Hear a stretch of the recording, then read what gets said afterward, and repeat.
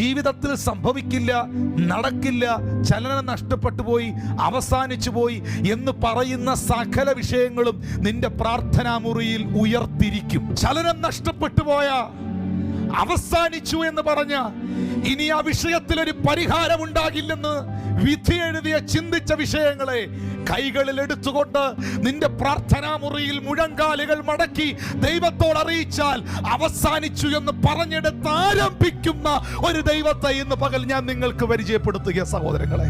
മറിയം ആ പ്രശ്നത്തിന്റെ ഫയൽ പരിഹാരകന് കൈമാറി.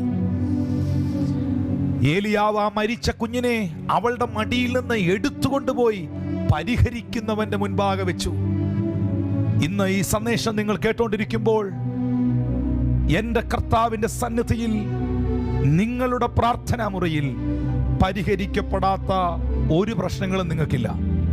നിങ്ങളുടെ പ്രാർത്ഥനാ മുറിയിൽ പരിഹരിക്കപ്പെടാത്ത ഒരു പ്രതിസന്ധികളുമില്ല.